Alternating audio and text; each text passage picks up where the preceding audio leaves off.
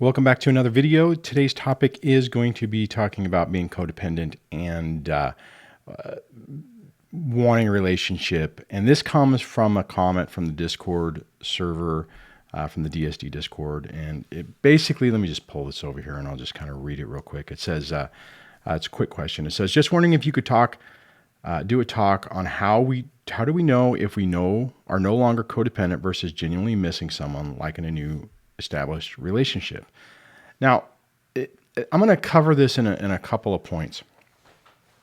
And the first thing that you need to be aware of when you're healing from this is when you go no contact or you're away from your antagonist, so to speak, you can get into a false sense of security on how you're doing, okay?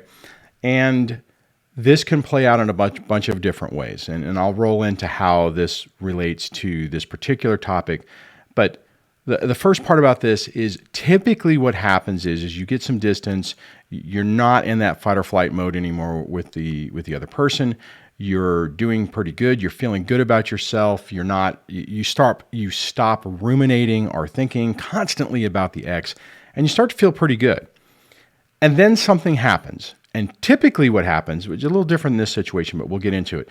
But typically what happens is you bump into your ex or something triggers an emotional flashback that you previously had. And the first thing that happens is you completely feel like you have a backslide. You feel like all the progress you've made has been erased and is no longer there. I mean, it's just like, boop, everything's gone. And it's like a double whammy because you think or thought that all of this was resolved. You thought, man, I'm doing better. I'm healed. Things are great.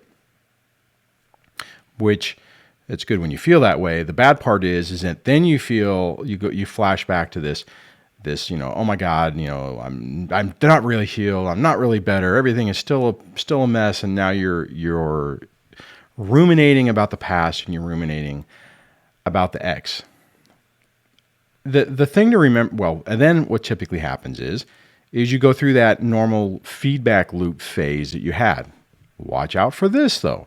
Our focus, think about this part. How long does it take before you recover, right? Because I think what happens is we get caught up in these modes and we think that we've done this backslide into this colossal mess and we're right back where we started.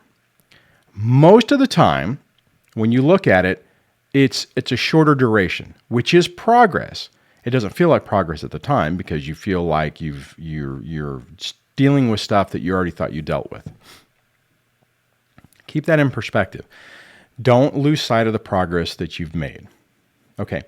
Now, the second part about this is about being codependent, or like what this person's talking about is, they're missing somebody. It really depends on how you're feeling about it, right? So for instance, missing somebody that you're interested in, and if I remember correctly, this was like a new relationship type thing. It depends on how it's affecting your life, right? If you're sitting there and you're going, man, I really miss Jay. We'll just say Jay. I really miss Jay. And it's, you're thinking about them, but it's in a positive way. You're not in a panic mode. You're not freaking out. You're not questioning yourself. You're not, am I going to lose this person? Or you're not in this fear-based response. If that's the case, then it's okay. Then it's like, okay, is this, this is a good person. I like being around them. Oh man, it's a bummer they're not around. If you're going through a phase to where you're like, oh my God, where are they? Are they going to ever call me back? Is it over? If you start going in this panic thing, that's a problem. Okay. And then if that is the case, you need to work on that. I think a lot of times, some of the triggers that we have, some of the emotional flashbacks that we endure are actually an indicator of our progress. I know I've discussed this in the past, but what I mean is that if something, okay, I'll just use a simpler example, right? And that is like whenever you see completely different, kind of on topic, but just follow me for a second.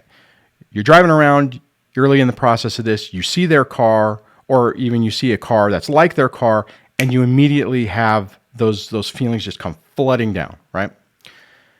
And then what'll happen is you will start to feel better, and you're like, oh no, I'm doing okay. And then you see their car, and then it comes back, right?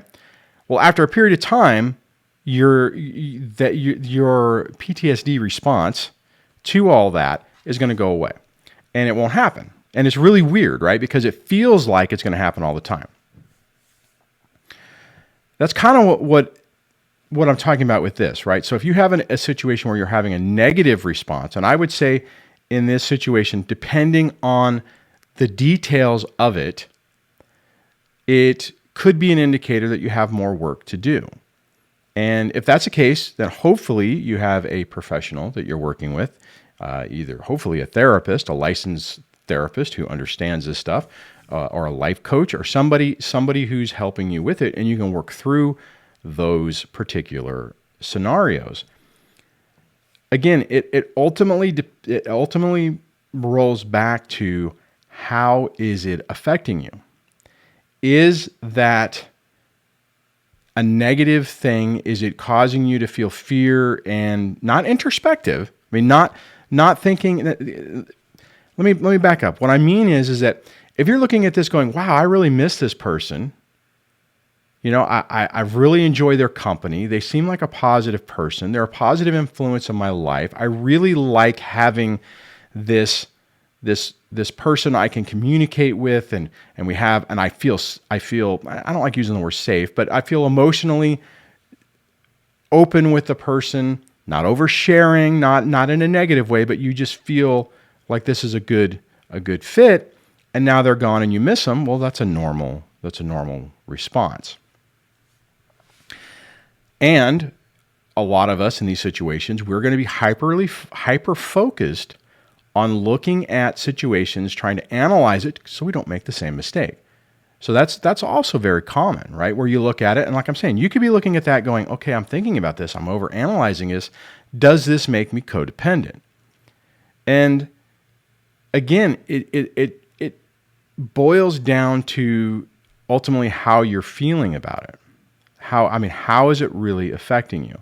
So, bottom line is, in this particular situation, in my opinion, my thought would be is, if it is like, if the person's gone and you're having this freak out, you're having this emotional trigger, or emotional flashback of being alone, or this person's going to leave you, or I hope they still like me. Or maybe I said something wrong. If you're going like all this stuff and you're talking faster and things are going, they're spinning out of control, that's a problem, and you need to work on that.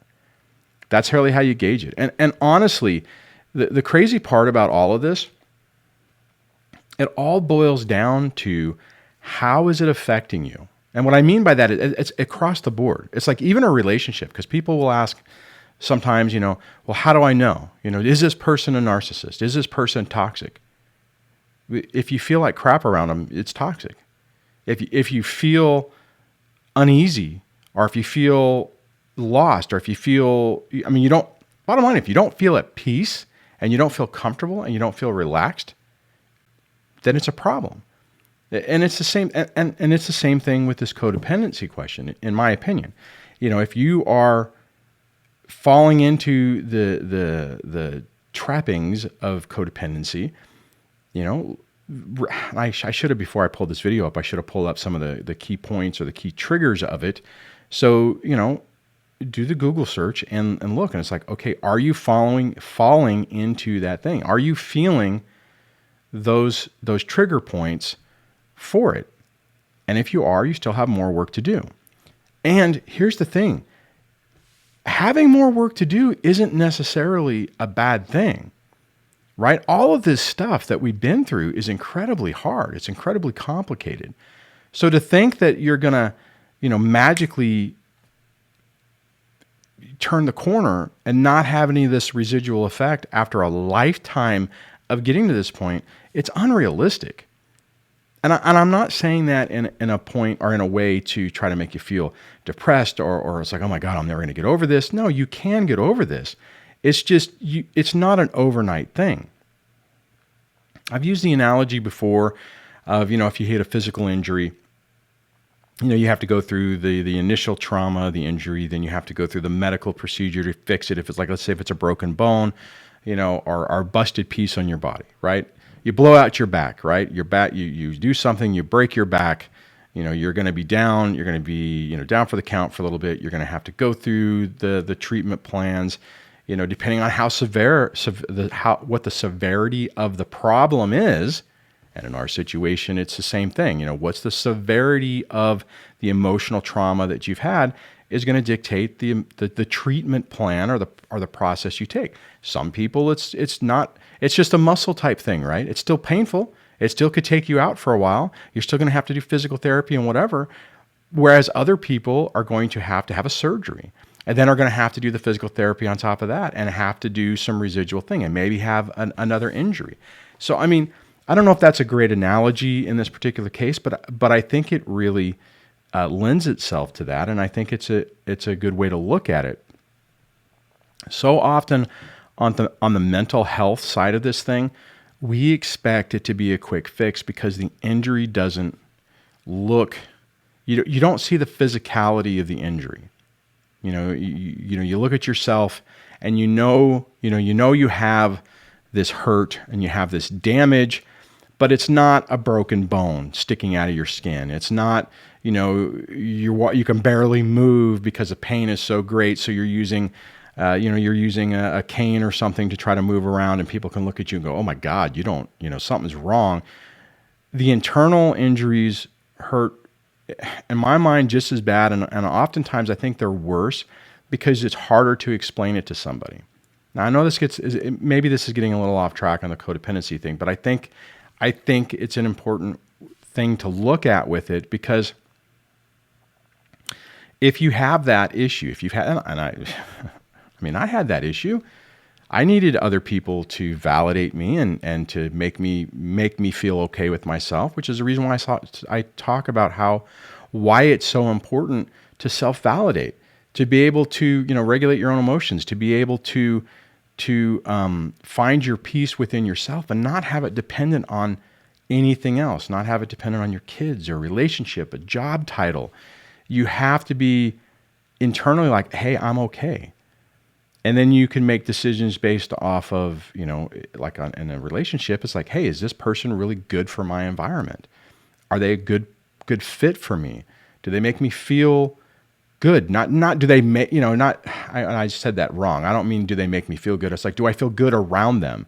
Not that I need them to feel good, but are they bringing a positive thing into my life or not?